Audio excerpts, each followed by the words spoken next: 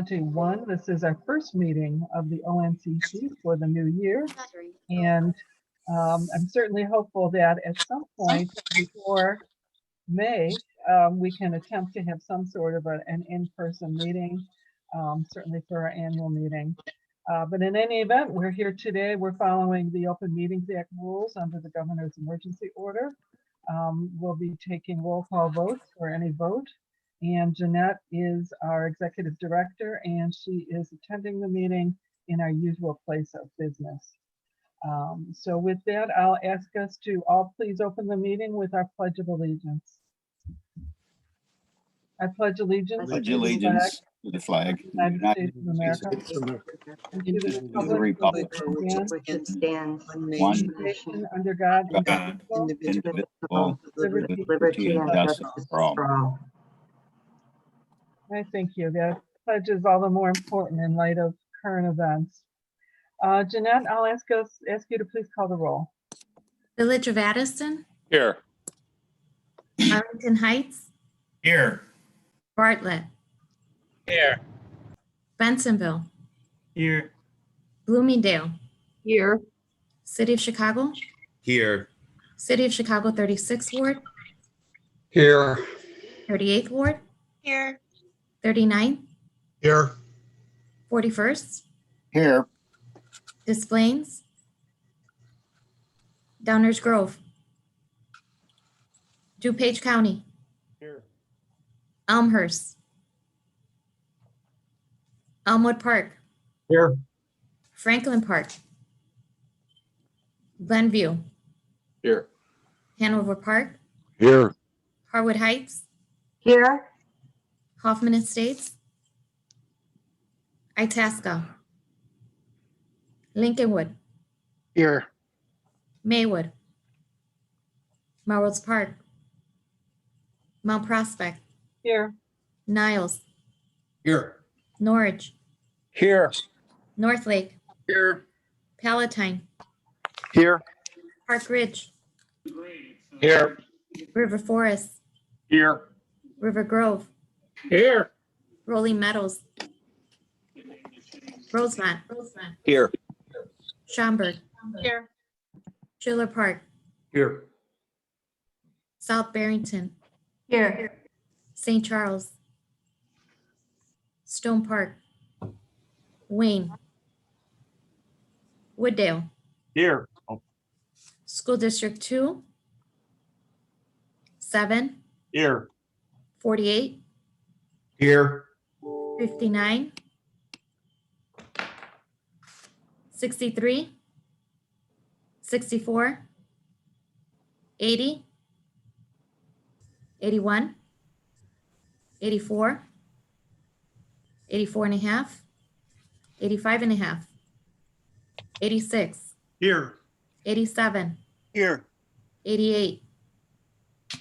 89. Here. 100. Here. 205. 214. Here. 234. Here. 299. And 401. We have a quorum here. Great, thank Good you. morning, Jeanette. Sorry. Okay, we'll move on to item 4 on the agenda, which is approval of the November 6, 2020 ONCC meeting minutes. Is there a motion to do so? I'll move South River Grove. Thank you, Dennis. I'll second Hanover Park. Thank you. Any additions or corrections?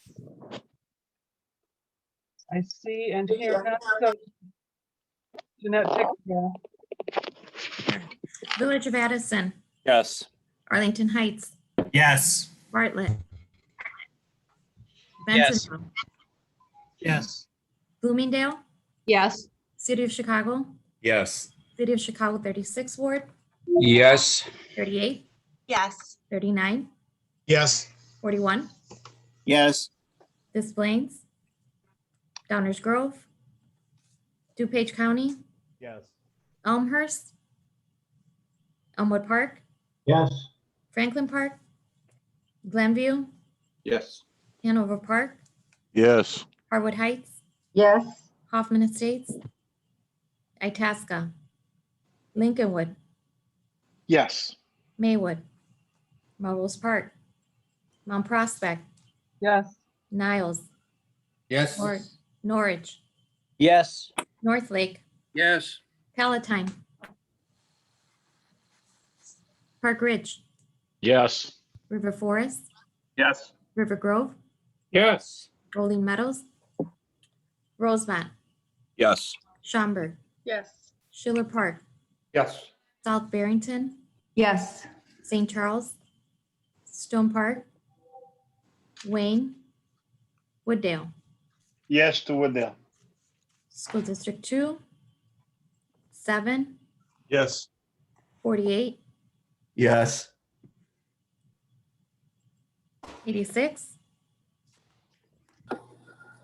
87, Yes. Yes. 89, Yes. 100, Yes. 214, Yes. and 234. Yes. Thank you. Thank you. The minutes are approved. And before we go on to the items on our agenda, we have a bit of somewhat late breaking news that I'd like to share with everyone. And that is that the FAA has finally released its long-awaited survey results of its neighborhood environmental survey. We've been waiting for the results of this 20 airport survey for a number of years.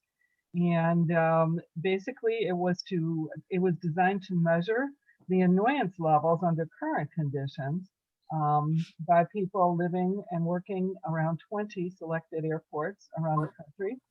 And it will examine the results, examine a comparison of the 65 DML annoyance levels that were last measured in 1992, I believe, or established as a criteria in 1992, compared to today's conditions. I'd like to thank FAA Regional Administrator Rebecca McPherson, who volunteered to give us just a quick update. I ask anybody who's not speaking to put their microphone on mute, please. And Rebecca, you're on. Thank you, Mayor Jurasek. As you noted, we have, yeah, somebody needs to mute. Okay. We have released our neighborhood environmental survey. The website where you can find all the relevant material is up on the screen. If you look at the top, faa.gov/regulations/policy_guidance/noise/survey. That is the best place to access the information. It has an introduction and explains briefly the methodology, the results, and then the public comments that we're seeking.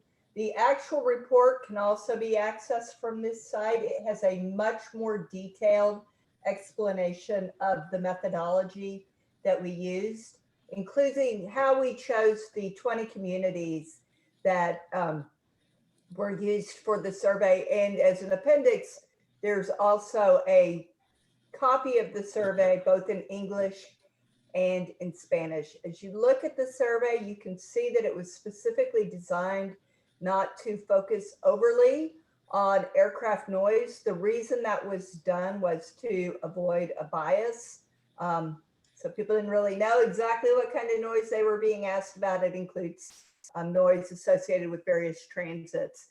And that really was to remove an element of bias from the study. The comment period closes March 15th. You should be able to submit a comment directly from the FAA website, but if you cannot get that to work, the docket number is FAA-2021-0037, and the website for submitting comments is regulations.gov. Another link to the FAA page that's a bit shorter than what was up there is www.faa.gov/go/ /aviation noise. If you want to pull up the Federal Register notice that actually published on Wednesday, the site is 86 Fed Reg 2722. And again, that published on January 13th, 2021. So a couple of notes about what was in the survey and then our requests for comments. No surprise to anyone on this call, I'm sure that even though a lot fewer people are experiencing aviation noise than they were when we first developed the Schultz curve, they are significantly more annoyed by aviation noise. And the survey was focused on communities that were experiencing noise between 50 and about 70 DNL. And what we found is that where we had done previous studies, and again, nothing's been done for about 22 years now, at that 50 to 60, the level of annoyance was in the single digits, typically, and often in the very low single digits. It's now running about 50 to 55, well, 50 to 60, it's running about 20 to 25% today. So you can see that the extent to which people are annoyed is significantly higher than it has been in the past, although again, it's been quite some time since we've looked at it. So I would not say it's in the recent past. We're continuing to study sort of people's reactions to aviation noise and the actual impacts, both health impacts, lifestyle impacts, and all those factors. So this is part of a larger research project. It is a single study. We believe the methodology is sound. And in fact, it was a pretty comprehensive study. I mean, we surveyed over 10,000 people, so I wouldn't say it was nothing, but certainly this survey alone is not going to be sufficient for us to really go out and do a comprehensive change to our policy saying, you know, everything's done. There's more research that we have to look at. And that's an important element of this survey. The publication of this survey does not mean that the FAA has changed the existing standard for DNL, and the FAA has not changed its policy. So any environmental reviews that are currently ongoing will use the existing criteria, and we can expect that to be the case for some time in the future. There's still a lot of research to be done before we could make any determination as to whether there should be a change in the DNL that is used as the benchmark and what that new DNL should be. So we will continue to use 65 DNL for the foreseeable future. Yes, Mayor Jurasek. Did you have a question? No. Oh, okay. We did ask for comments to focus on 3 different areas. The first is a 3-part question, so that's probably not really fair to say it was 3.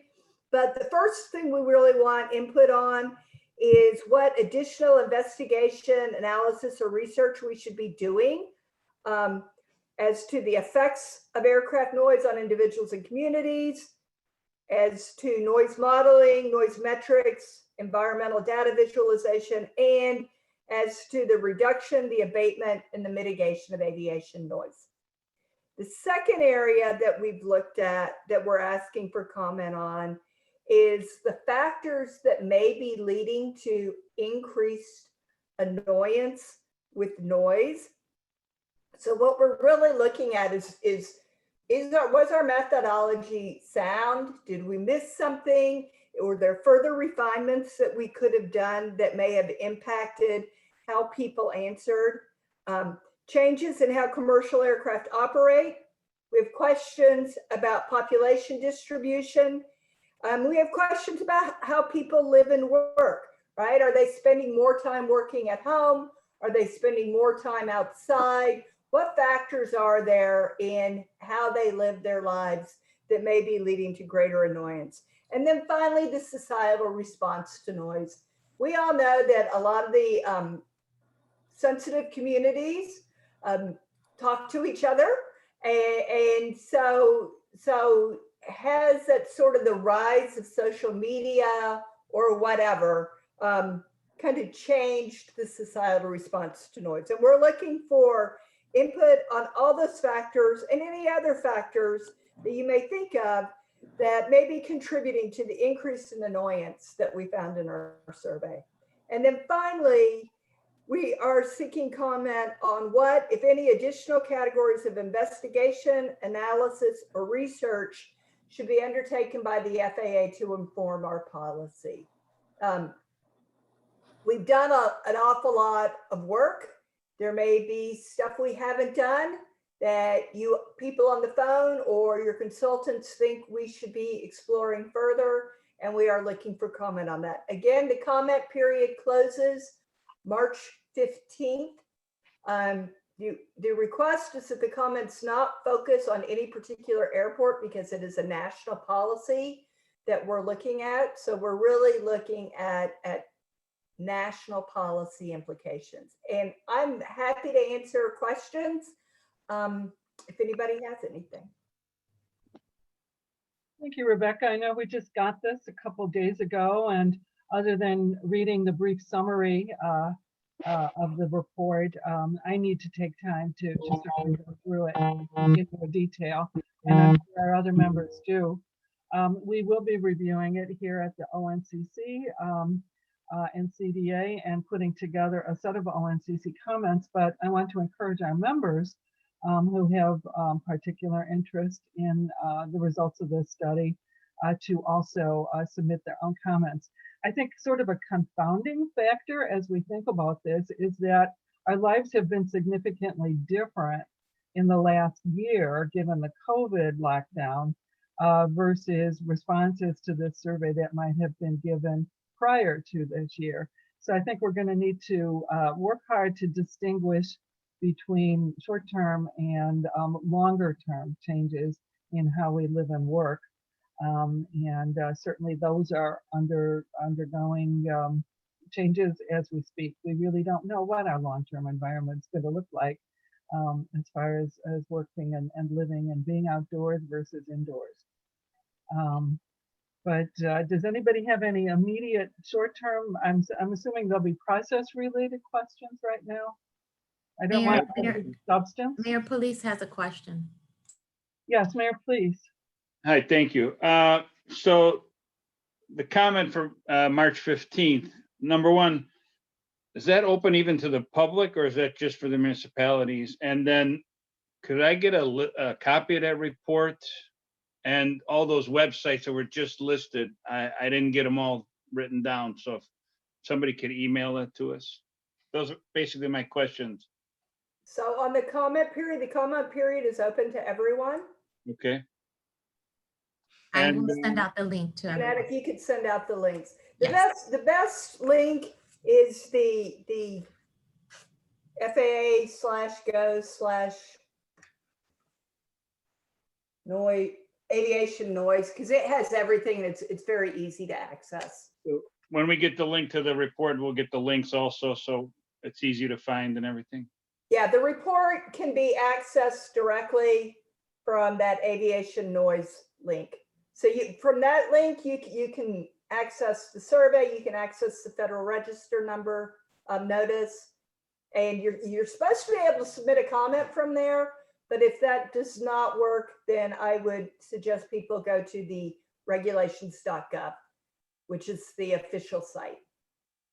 Yeah, there was a convenient feature that I noticed is if you go to the FAA website pertaining to this, you can actually submit a comment directly through that website, which makes it very easy to make sure you have it. Although I'm sure you're going to want to draft your comment and cut and paste it into that prior to just signing onto it for the first time.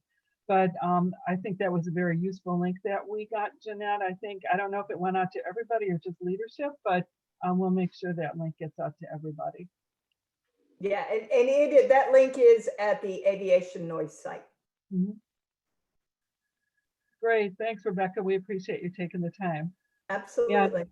Um, Members will know that the ONCC actually wrote the FAA in Washington going, darn it, where's these results? You know, we literally have been waiting years for this thing.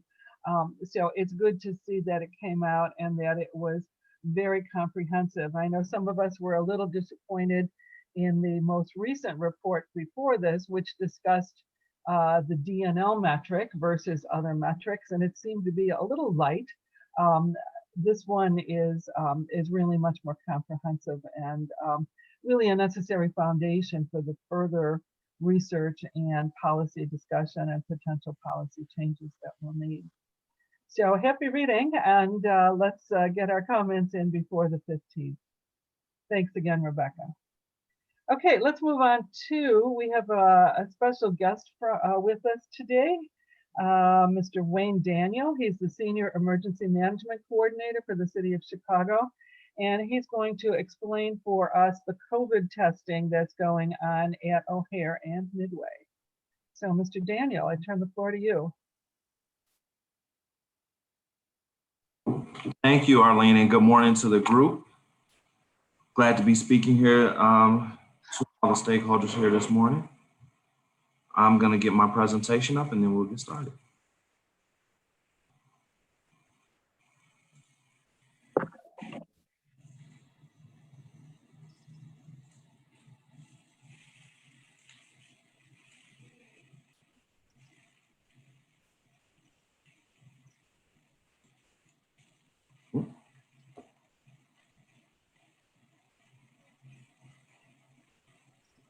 All right, just verifying. Can everyone see my screen?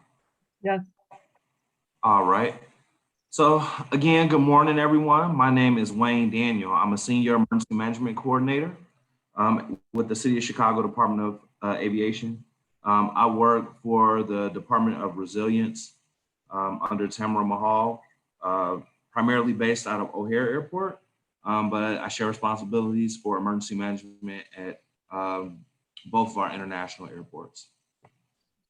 So I'm going to take you through a brief introduction and then an overview of kind of our testing operations as a whole, talk about what the registration process looks like, how exactly we've been serving the patients and clients who seek testing at the airports, and then just a brief about outreach and marketing that we're doing around our testing sites at CDA.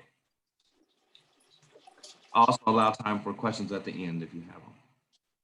So first, I just wanted to start by kind of reinforcing to the community some of the efforts that we've been putting in over the last year now. You know, it's been said more than once, right, that, you know, these are challenging times and certainly, you know, different for, you know, all of our, you know, our airlines and our community and kind of changing the way we do business at the airport. So, you know, we're continuously sharing the guidance that we get from the CDC and the City of Chicago Department of Public Health regarding health protection measures to include testing.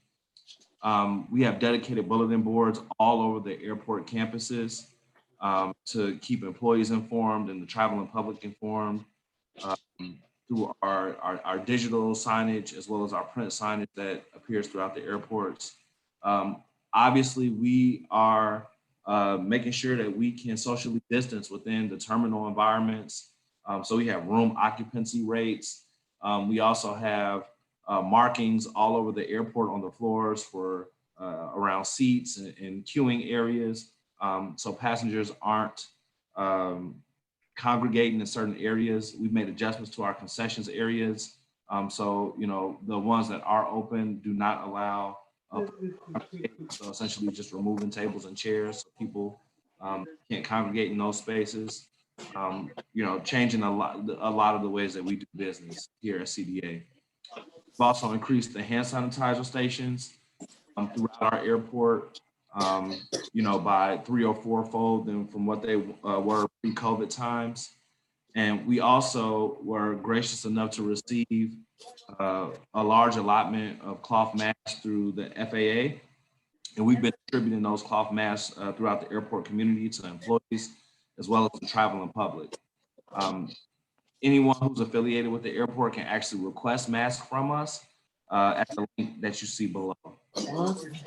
So last but not least, our latest safety measure is the on-site COVID testing facilities. So that is another tool in the toolbox that we have to just kind of monitor the health of the airport and make sure that we're providing a safe travel environment.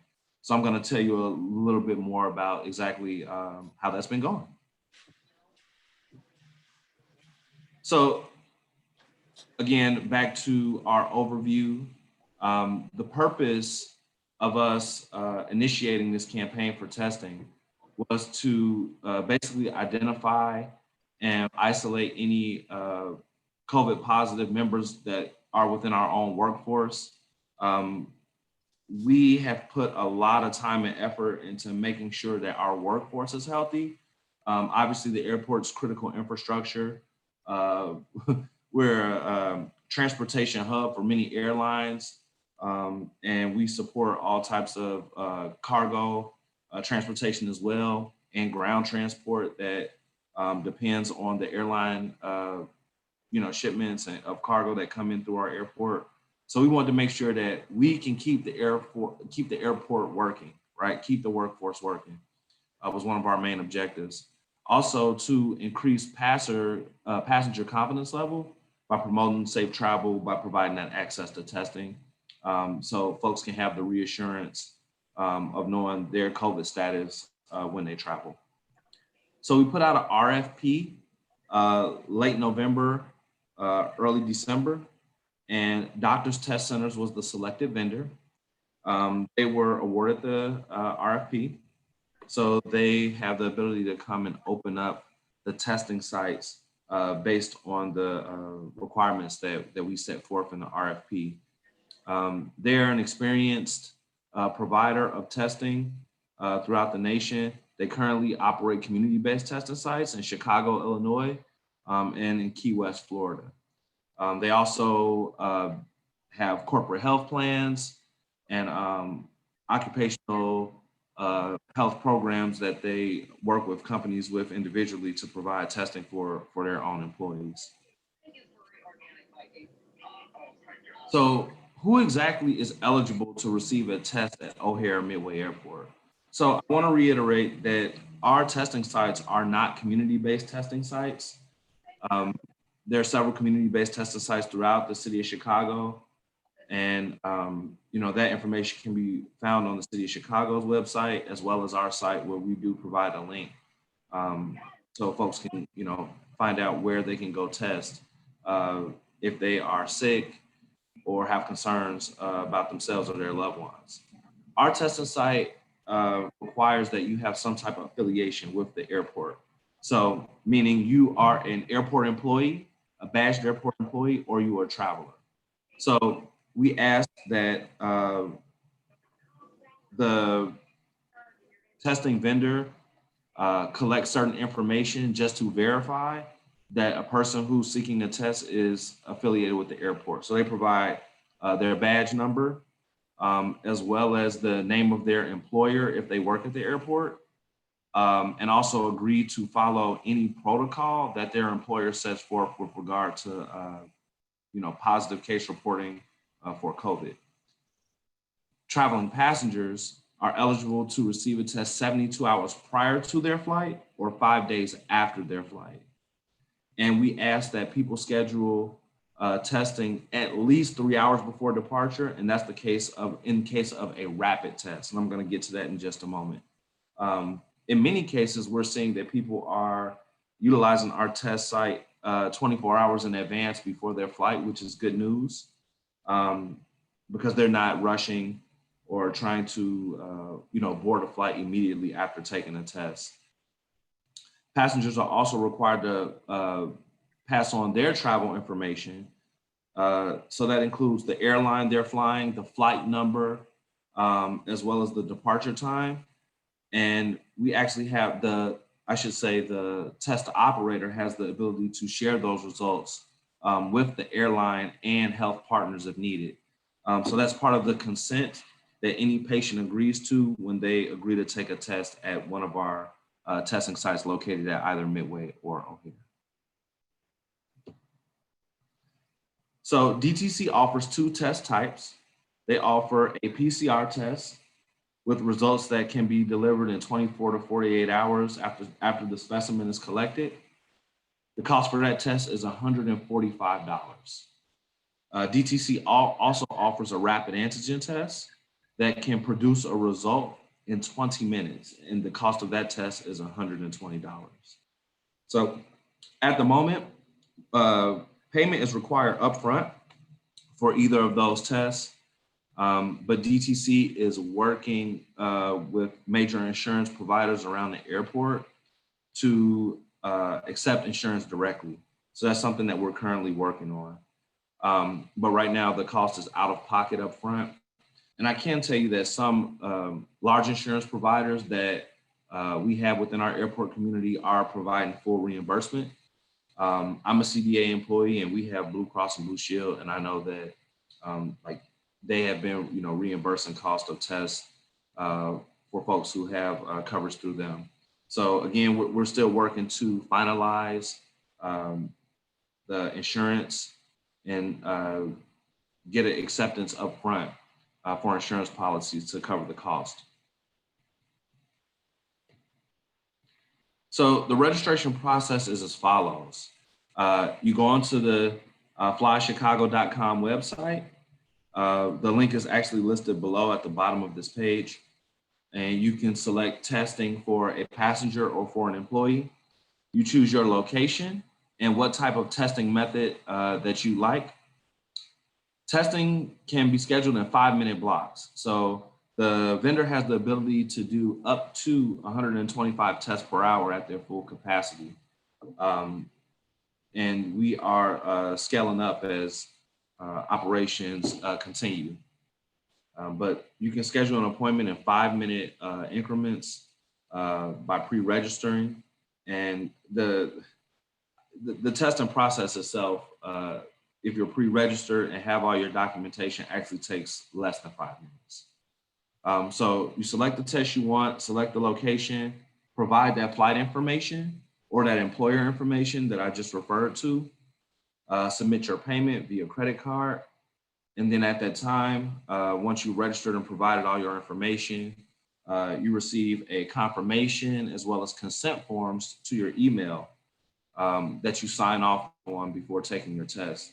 These consent forms allow DTC to share your medical results as well as your flight information with the airline that you have identified on your registration. So in the event that you do test positive, DTC can report your positive result to participating airlines. In that case, the airline has the ability to determine if a passenger should be flying or not. And in the case if you have a positive result, our guidance is that you should not be flying. And the CDC and DTC are working together to essentially share that guidance to make sure that airlines can do the right thing and prevent people from boarding aircraft if they're infectious. So here's what the testing site looks like at O'Hare. It's located in the bus shuttle center, which is part of the main terminal garage, directly adjacent to Terminal 2. They offer both rapid antigen and PCR testing 7 days a week. And right now their hours are 6 a.m. to 6 p.m. So they're offering testing 12 hours a day, 7 days a week at the O'Hare Bus Shuttle Center. So not sure how many of you are familiar with this area, but it's a large open area.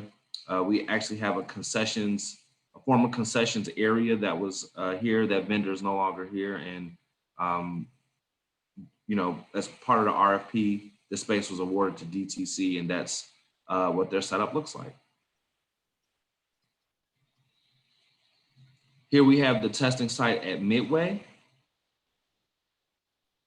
If you can see in the picture here, we have the testing booths. That's what it looks like behind the privacy screens. So a passenger registers for a test. There's a waiting queue on the other side of, there's a waiting area essentially that you can't see on the opposite side of where these booths are. Your registration is checked upon arrival, and then you are led to one of these testing booths where you get a nasal swab. After the test is completed, you wait for your pending test result. If you come the day before and receive a PCR test, you go home and wait. If you take a rapid test, you are to socially distance until you receive your test result. And then if negative, you are permitted to board your flight. The Midway testing site is open 7 days a week and from 6 a.m. to 2 p.m. Also, you see some of the marketing materials that we have here and the location of the Midway testing site, which is on the 3rd floor corridor, leading up to the CTA train station. So both of our testing sites are publicly accessible. They're both landside. This makes it open to traveling passengers when they first arrive to the airport, pre-security, so they don't have any interaction with people at the ticketing gates or TSA prior to receiving their test result.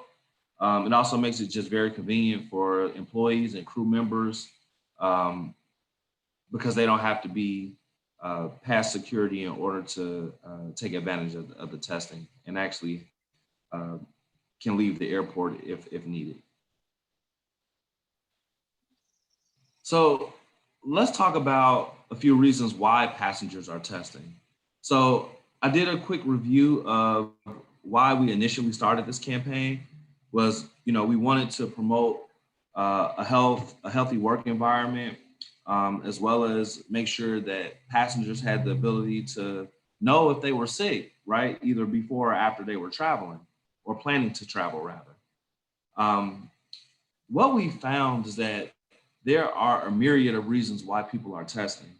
And quite frankly, with today being day 30 since we started, I should have mentioned that passenger testing at O'Hare began on, employee testing at O'Hare began on December the 15th, and passenger testing opened at O'Hare on December 18th. Passenger and employee testing became available at Midway on December the 19th, on the same day. So we are essentially exactly 30 days from our very first test that was completed at CDA. And we're starting to get a sense of what the data is telling us about the population of people who are utilizing the testing site at both airports. So what we found is the patients that we're coming in contact with aren't necessarily people who are sick. Although we do have, people traveling for leisure who want to know their COVID status before they return home or before they go visit family. And that certainly is a group of the people who are testing. We're really finding that a lot of the people who are taking advantage of our testing site are those that have a necessity to travel, who need a test for different compliance reasons. So, people are in a situation, either good or bad. They may have an ill family member or a family emergency, or, in some cases, traveling for, it could be any number of reasons, but they're traveling essentially because they have to. And we found that they're getting tests locally in the Chicago area, but the test that they're getting necessarily isn't what they need to match a travel requirement. So I want to make an analogy similar to that of, ironically, a travel vaccination clinic, right? The type of service that a travel vaccination clinic offers, where you go and get a vaccine for a particular destination. We're getting a similar response from the community where people are coming to test here because they need to fulfill a specific requirement based on the destination they're going to. So people are showing up and they don't have the right test type. Maybe their destination says that they need a PCR test, but they're really showing up with a molecular test. So, companies like Abbott or LabCorp, they're offering a molecular test, which is advertised as a PCR test, but it's really a real-time or rapid PCR, and those results aren't necessarily accepted by every country. So if you have a passenger, they come in, they have a molecular test, they go to their airline says you don't have the correct test. Those passengers then get referred back to our testing site where they get the actual PCR test that's accepted by their country. Presuming they're negative, they can travel the next day if they receive their result. Many countries have a travel timing requirement. So, a lot of international airlines are requiring that you have a negative result within 72 hours. Where what happens if you have an emergency and either you miss your flight or your flight gets delayed? So now, for whatever reason, you experienced a delay and now your test result is 75 hours old instead of 72 hours old. So now that person has to retest and they get retested at the airport. Certain countries also require specific language or statements or stamps that certify their negative test result. So the test operator has been working to provide specific language in their note to provide to an airline or a specific country to make sure that they can travel. And as we all know, the test policies are evolving very rapidly, right? So recently, even CDC put out a testing requirement for people inbound to the US. It doesn't really affect necessarily our testing posture, although CDC does recommend testing 3 to 5 days post-travel if you do want to test. It's a similar dynamic where changing policies worldwide with regard to testing forces a provider such as our operator, Doctors Test Centers, to be able to cater to each and every specific country. And then last but not least, there's different testing modalities. So you have oral tests, you have the anterior nasal swab, and then you have the nasopharyngeal swab. So depending on what type of test and your destination that you're seeking, they only accept tests that were collected in a certain way. So our testing operator has been able to find workarounds and develop solutions for patients based on whatever situation that they're in. And that's where we found has been like the greatest benefit for our testing, because we're providing like world-class customer service to these travelers, who are trying to, seek make it to their final destination. So essentially we're reducing delays and permitting people to travel who have those negative results. So here's what our data looks like.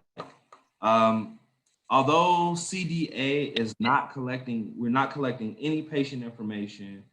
We're not collecting any information from specific employers around who is testing positive. CDA does have the ability to get high-level data from the testing operator. So, I'm showing you essentially, what we have access to. And, we're averaging CDA-wide, so that's at both airports, Midway and O'Hare, around 100 tests per day. You see we've done approximately 2,000 passenger tests at O'Hare Airport. And far less, maybe just over 10%, closer to 15% of that volume at Midway Airport. So a much smaller size at Midway, pretty good utilization at O'Hare for passengers, but still nowhere near our testing capacity. And, with all the tests completed for both passengers and employees, we've only had 46 positives. So, that is remarkable. And I think really that's more indicative of the population that we're serving, kind of based on those factors that I just talked about, right? So it's been 30 days, and what we're seeing is that although some people do identify themselves as symptomatic, it's unlike a community-based testing site where people are showing up because they're sick. People are not showing up to our site ill. They're showing up to get tested because they have a need for some type of testing compliance, whether they're leaving Chicago, going to their destination, which could be another country or another state, right? Like other states have travel restrictions, much like City of Chicago, right? That says if you travel from a specific state, you should test or quarantine. So we're able to fill that need. So what happens to the patient post-testing? So obviously, if you receive a negative result, you're permitted to fly. If you receive a positive result, the patient is notified via a secure email. That patient also gets a call from a healthcare provider. That's obviously through doctors' test centers. The participating airlines and health partners are also notified, and law enforcement if needed. Doctors' test centers provides advice to quarantine, not travel, and vacate airport property immediately after a positive test result, and communicates all the relevant CDC or CDPH guidance to them. Doctors' test centers recently has expanded all of their hours because they want to be able to provide that service to the international community and just travelers in general. So, I mean, on a daily basis, we're seeing that, you know, as travel restrictions change, we end up serving customers looking to a particular destination, right? As soon as those requirements change. So like Canada being the most recent example, that's now requiring a negative PCR result. DTC is also working with the state of Hawaii to become a trusted partner in that state's program so they can provide the appropriate documentation for travel to Hawaii. So just another example of those changing testing requirements and how it impacts DTC's operations at CBA. So what are we doing to promote our testing program that we have? Well, it's all over social media. We also have our printed and digital signage that appears throughout the airports. Our CDA website, flychicago.com, has the links to DTC. Doctors Test Centers also is promoting testing on their social media platform and pages, as well as their own website, and have specific, landing pages for O'Hare and Midway Airport. And last but not least is online referrals. So DTC is working very, very closely with the airline carriers to make sure that they are passing the correct information on to the travelers so they understand what type of services that DTC offers. So a lot of the station managers are reaching out directly to the testing operator and saying, hey, I'm gonna send you a passenger, here's their situation, can you assist them? So we're getting direct referrals from each and every airline based on, whatever the circumstances are.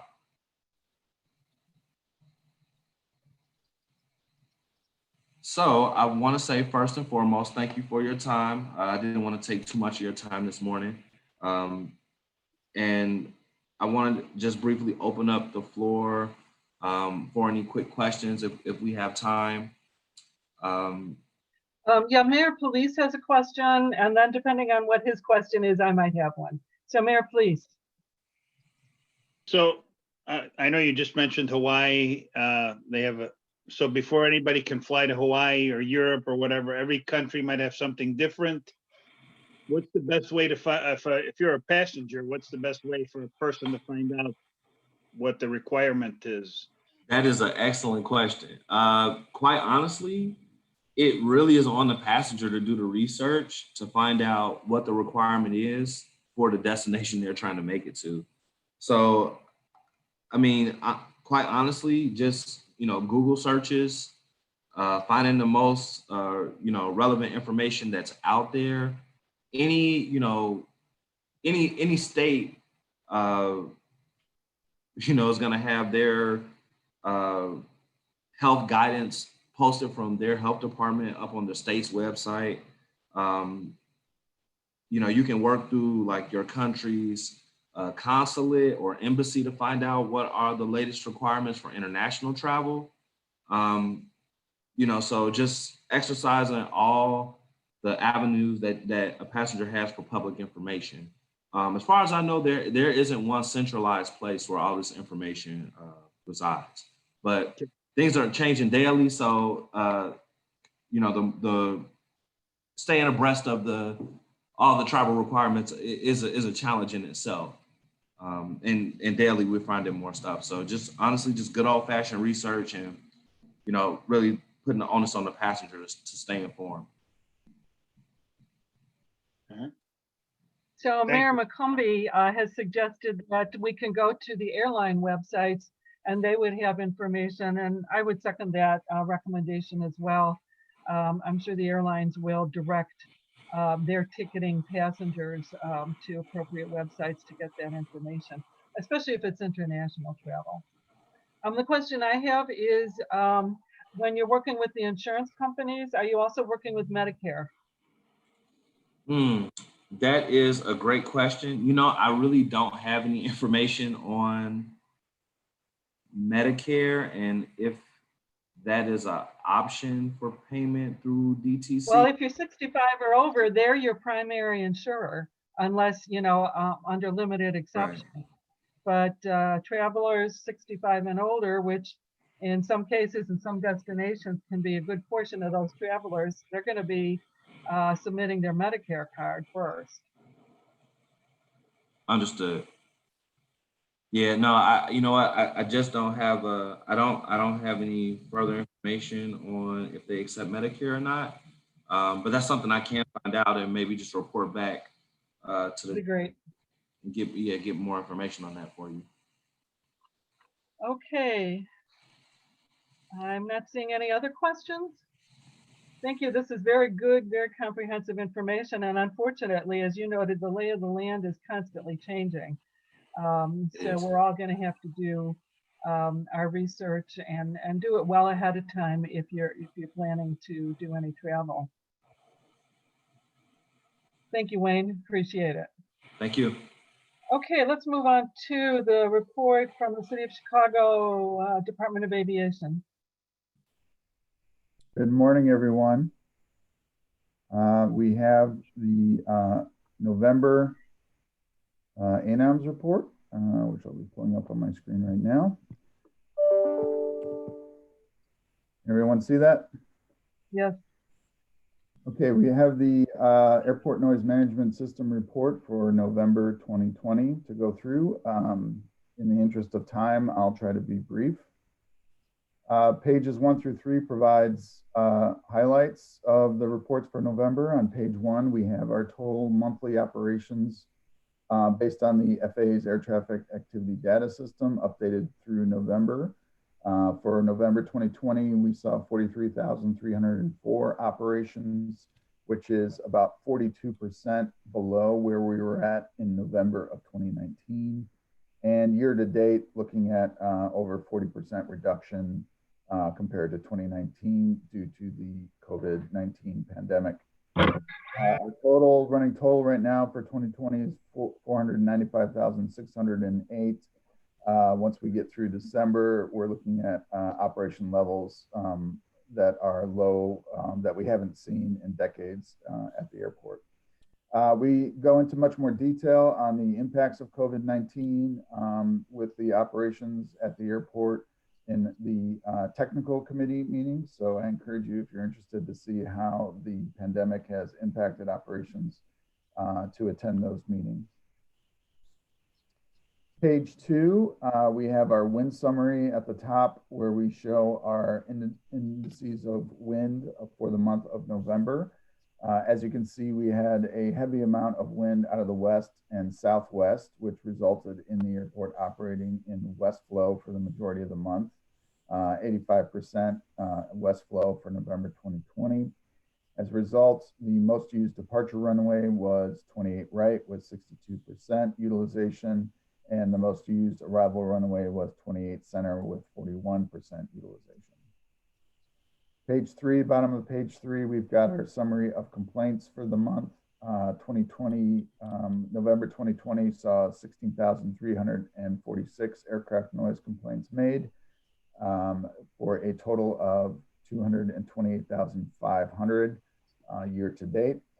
That's about down a little bit, of course, compared to last year due to the COVID pandemic. There's a correlation there, obviously, with the lower levels of operations. We've seen much lower level of complaints, but complaints were slightly up over October. Page 4 is our aircraft fleet mix report for November 2020. The fleet mix report, we show you all the aircraft types that are operating at O'Hare, and we break them up into 3 groups: regional aircraft, narrow body aircraft, and wide body aircraft. For the month of November, regional aircraft represented 53% of the fleet, narrow body 30.9% of the operations, and wide body 14.7% of the operations. 9% of the operations occurred during the nighttime hours of 10 p.m. to 7 a.m. And we saw average daily operations at around 1,291 for the month of November. Page 5 is our runway use report for November 2020. Page 5 is daytime only, 7 a.m. to 10 p.m. Important to note, the runway use report for November is the first report where we're showing our new built runway 9 center 27 center. 9 center 27 center is our last new build runway at O'Hare that was completed and commissioned on November 5th, 2020. Now, although the runway was completed and commissioned on November 5th, we have not had really any operations short of a ceremonial flight that we had on November 5th commemorating the commissioning. Other than that, the runway has not been used. Although the runway was opened, the FAA had significant impacts to the implementation of the navigational aids with the schedule of implementation of those navigational aids due to the pandemic impacts last year. And as my understanding, those are coming online soon. The FAA has been doing, especially recently, a lot of flight checks on that runway. So if you have seen any operations, those are mainly FAA flight checks as they're testing the equipment and getting them ready for the runway to be fully operational. But for the month of November, for daytime, again, we were heavy west flow. 28 right was our most used departure runway with 62% utilization, along with 22 left at 21%. On the arrival side, we had our triple parallel runways, 27 right at 20%, 27 left at 22%, and 28 center at 40%. Page 6 is our nighttime runway use report for the hours of 10 p.m. to 7 a.m. Again, still majority west flow, although we do see a little bit of more dispersion of the operations due to our interim fly quiet runway rotation program. So we still see 28 right, the most used departure runway with 56%, 22 left with 10%. We do see some other runways being used on east flow, like 4 left with 1% there. On the arrival side, again, more dispersion due to our program, interim flight quiet program. We've got 5% arrivals on 22 right, 27 left, 15%, 28 right with 10%, and 28 center with 46%. Page 7 is the geographical location of all of our permanent noise monitors around the airport. Again, you can see we have 9 center, 27 center in place now. And just a reminder, the last major runway construction project is that little pink line there, which represents the extension of runway 9 right, 27 left. That construction is happening this year, and that runway will be closed beginning February 1st to accommodate that construction. Pages 8 and 9 are our aircraft noise reports for our 36 noise monitors. Page 8 is our first half of 17 monitors. As of course, looking at the aircraft DNL for November 2020, all of our sites are at or below where they were last year, obviously due to the historically low operations that we've seen at the airport. Page 9, again, the remaining permanent noise monitors around the airport, again, majority showing levels at or below where we were last year. We do have an outlier here with Site 33. As you may recall, last year and late in 2019, we had multiple issues with that site with equipment malfunctions, and that site was ultimately replaced with brand new equipment in early 2020. However, some of the noise values that we saw in November and December were much lower than they should have been. And so we footnoted that. And as a result, when we're comparing the two values, we do see a bit of a difference that should be more than what it should have been. But again, all of our noise monitors showing a significant decrease, obviously due to the low operation levels. Page 10 is our noise complaint report for November 2020. The noise complaint report shows the number of verifiable households that made complaints in November, as well as the previous 2 months. As you can see, no real surprises on the number of complaints. The communities that had the most individual verifiable households making complaints were Chicago and Park Ridge. We had a total of 245 households making complaints in November. That was down quite a bit from previous months, and with a total complaints of 16,346. On the right, we have our method of complaint, nature of complaint, and time of complaint. Method, by far, website was the preferred method for making noise complaints. Nature complaint, aircraft noise, almost 90% of the complaints were of that nature. And the time of complaints, mostly daytime, 82%, 17% nighttime. Page 11 shows the geographical location of all the verifiable households around O'Hare that made noise complaints in the month of November. Again, no surprises on the location. We were in heavy west flow, so it is no surprise to see majority of the homes on the east side of the airport as those arrival streams coming from over the lake. We also see some households to the northeast and southwest, which correspond to the use of the crosswind runways in our rotation program. And that completes the November 2020 Noise Management System report.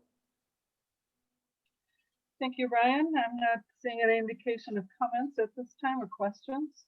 I have a question. Okay. This is Mayor Police. So 9 Center, we said the Navy aids aren't ready yet, and you said soon. Soon could be next week, next month. But you also said February 1st, 9 Right is closing. So if 9 Right is closing February 1st and 9 Center is still not open, that means half the airport, almost half the airport is shut down, with the exception of 9 left. Is that true? No, Mayor. Ryan, I'll take that. So a couple points, Mayor. So first of all, the City of Chicago is not going to comment as to when 9 Center will be fully operational. As I mentioned in our last meeting, the FAA is working really hard to get the navigational aids commissioned, and we need to give them the time to do that so that that equipment is in order and everything's safe and good to go. They continue to update the city staff as to their progress, and we appreciate those updates. So at this time, we're not going to estimate a specific date. We're going to give them the flexibility to do what they need to do. I wouldn't say that half the airport is shut down. As you know, there are 8 runways. So if one of them is closed and one of them is open for visual approaches, but seldom used, that's 2 out of 8. So to say half is not accurate. And it also depends. There's a lot of work that occurs during the nighttime. So we need to be a little bit careful about how we're characterizing daytime versus nighttime.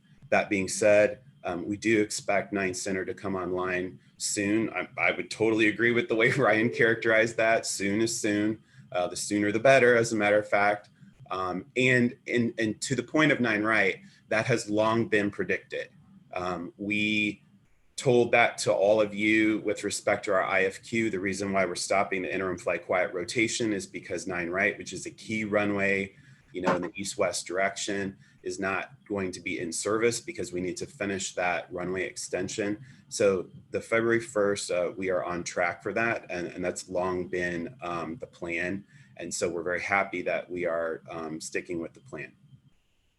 Yeah, Aaron, I'm not trying to bypass safety, of course. I'm just looking for some answer because 9 Right and 9 Center are 2 of the longer runways, and they do take on more flights where some of the diagonals can't handle those flights. I know my residents here are just looking for some relief, and if the 2 big runways to the north are out, that means they're going to get more on the south. That's all. That's why I'm asking if the timelines would be great once we know them. Once you get them, I understand safety is always number 1. Yes, sir. Mayor, we will continue to keep you updated at each ONCC meeting. Like I said, we are tracking the progress of 9 Center very carefully, and when we have information to share, we will be sure to do so. Thank you. Okay, great. Thanks, Aaron. Thanks, Ryan. Let's move on to interim flight quiet. It has about wound down, hasn't it? Ryan, you're on mute. Thanks, Aaron. Yes, so we are coming to the end of the interim flight quiet runway rotation program. As a refresher, this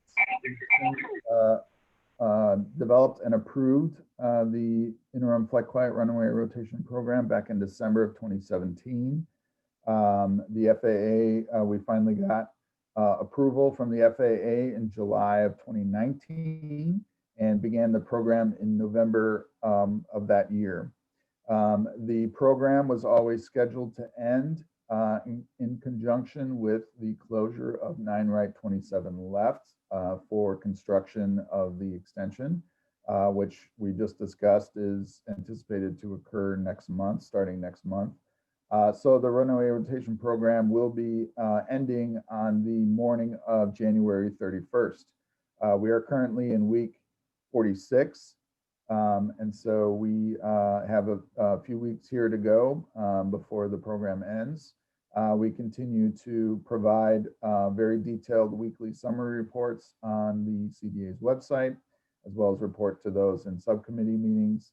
And we'll continue to discuss how the program ultimately evolved and really use the data to help inform the Flight Quiet Committee as they continue to develop and finalize a new program for the airport. So again, just a reminder, the program will be coming to an end at the end of this month.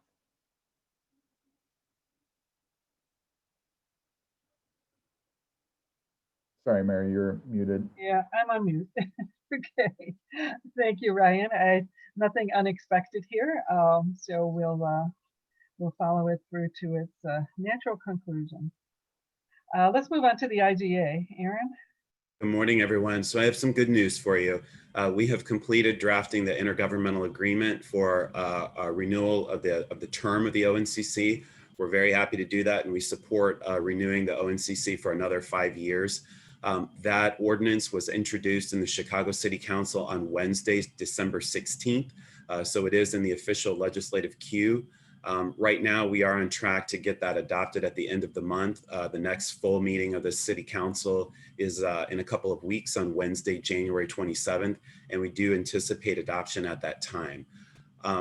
The IGA has been edited slightly because of the December introduction and the January adoption on our side. We wanted to make sure that all of you have the opportunity to counter execute that with your village board or your school board. And so all of you will have until the end of February to execute that on your side and return those signed copies. After the city council approves it on January 27th, I will work with Jeanette. We will be sending at least 3 originals to all of you. We ask that you and your board chairman or your village president or whomever is designated as the signatory, please return all 3 signed originals. The city is asking for 2 originals, and then we will return the 3rd original to you. If anyone wants more than 1 original for each of you, please don't hesitate to let Jeanette know. And if that's the case, we can send you 4 originals or whatever. And I raise that in case, you want one of the originals for your village clerk and another one for the village president or the school board, president, whomever. So we're going to send you at least 3 originals. If you want more, just please let Jeanette know. And those will be coming at the end of January. So if you have any questions, please don't hesitate to ask. And as I said, all of you will have until the end of February to countersign those and return them. Mayor, are there any questions? No, I just want to remind our members that our own intergovernmental committee worked for several months to recommend changes to the IGA. Those were submitted to Chicago, and the draft now going before the Chicago City Council, in fact, reflects the input of the ONCC. So there's no surprises. It's been a bilateral agreement as to the language as to where it stands right now. Great, and I'm glad we have extra time to execute it. Okay. Mayor, that completes our report. Thank you. Thank you. I want to move on to my report.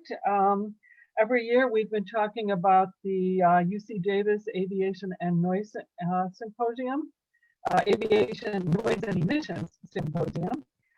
It is being held virtually this year on February 23rd through February 26th. The agenda, I'm sure, will be replete with discussion on that new neighborhood.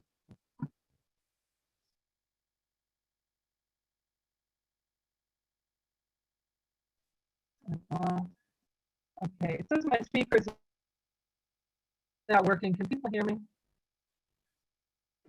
No. I don't know what to say. It seems to be working now, Mayor. Okay, all right. So as I started to say, the UC Davis Symposium will be held virtually this year in February. I'm sure it's going to cover a lot of discussion on the new FAA released neighborhood environmental survey. And it's going to be, have some good discussion. We'll make sure I will not be participating in that this year since I will be leaving office at the end of April. But I'm sure we'll have a full report back to everybody in March. I also want to commend Mayor Sherwin for agreeing to head the ad hoc nominating committee. If anyone has an interest in serving on that, it's going to be very important this year. As I indicated, I am retiring as mayor, so there will be a change of leadership, and some careful thought and input should go into that. If you have any volunteers to serve on that committee, please contact either Mayor Sherwin or Jeanette. And let's move on then to the standing committees. Joe, fly quiet, please. Good morning, everyone. The Fly Quiet Committee met on Tuesday, December 8th, 2020. During the meeting, a motion was passed to reinstate Fly Quiet alternatives D, E, F, and G, which were eliminated on the November Fly Quiet meeting. During the December meeting, there were several suggestions made on how to prioritize the seven Fly Quiet alternatives, which are presented to the committee. At that meeting, there was a robust discussion dominated, unfortunately or fortunately, by the non-voting members and experts, and ultimately leading myself and others to, at the next meeting, more aggressively adhere to Robert's Rules of Orders. I believe by doing so, we could provide a better structure to the meetings, leading to our desired outcome to present a primary and secondary alternative to the FAA, which should be done I don't want to say quickly, but at least in a timely manner. Some of the rules that we will is that no discussion will be made unless it's done within a motion. Each voting member will have an opportunity to state the position. And then after everybody has a chance to state the position, voting members will be allowed to rebut. There will be no discussions within the group. It'll all be done through debate and rebuttal. If a non-voting member wishes to speak, a voting member must yield the floor to them so that during the discussion, only the voting members will be able to participate in the debate. The Fly Quiet Committee will meet on Tuesday, January 19th at 9:30 a.m. at Thursday, January 28th at 9:30. These two meetings will be set aside simply to begin to seriously look at our alternatives and to begin to limit them. The agenda will reflect the approval or objection of each of the 7 Fly Quiet alternatives labeled B through H. At the meeting, I will call for a motion to approve or reject each alternative. The motion will be followed by each voting member stating his or her position on the alternative, followed by the rebuttal round. We will vote on that motion and move on. Each voting member will be given 3 minutes to state their position, his or her position. I will try to limit the meeting to 1.5 hours. One of the things I've noticed is that once it goes past an hour and a half, people begin to mentally disengage, if the lack of a better term, because this is because the information that we're discussing is so intense that it does get tiring after a while. The other thing I'd like to mention is that although we're going to be limiting it to 2 alternatives, that doesn't mean the other alternatives are going to be totally off the table from now on. Because if the 2 alternatives that we pick doesn't meet the requirements that we're looking for, then we'll bring another one back. But basically what I'd like to see happen is we pick the 2 alternatives and then fine tune those 2 alternatives. We will continue the process until we have a primary and alternative, 1 primary and 1 secondary alternative, and move forward with other aspects of Fly Quiet 21. And that concludes my report. Thank you, Joe. Quite a bit of work to go on, and I think it's time to wrap up the discussion we've been having. I know we have input from FAIR and also written input from the Suburban O'Hare Commission. So we appreciate all of that advisory supplementary information. And it is time for the committee to move on. So thank you for leading that effort. Okay, let's move on to Jeanette's report, please. Thank you, Mayor. I'd like to report the financials for the months of November and December 2020. November in the amount of $14,813.78, and for the month of December, $14,548.04. Mayor, if there are no questions, I'd ask you for a motion and a Is there a second. motion to approve the financial report? I'll move so, River Grove. I'll second Hanover Park. Thank you. Any discussion? Okay, Jeanette, please take the roll call vote. Village of Addison, Yes. Arlington Heights, Bartlett, Yes. Bensenville, Yes. Bloomingdale, Yes. City of Chicago, Yes. City of Chicago 36th Ward, Yes. 39, Yes. 41, Yes. 45. DuPage County, Yes. Elmhurst, Yes. Elmwood Park, Yes. Glenview, Yes. Hanover Park, Yes. Harwood Heights, Yes. Lincolnwood, Yes. Mount Prospect, Yes. Niles, Norwich, Yes. Northlake, Yes. Palatine, Yes. River Forest, Yes. River Grove, Yes. Rosemont, Yes. Schiller Park, Yes. South Barrington, Yes. Wooddale, Yes. School District 7, Yes. 48, Yes. 86, Yes. 87, Yes. 89, Yes. 100, Yes. 214, Yes. and 234. Yes. Thank you. Okay, great. The financials are approved. Our next general meeting will be March 5th, 2021. Are there any closing comments from any of our members? Is there any comment from the audience? Okay, hearing none, may I have a motion and a second to adjourn the meeting? I'll move we adjourn. Second. Motion and a second, and please indicate that you also were able to hear and participate.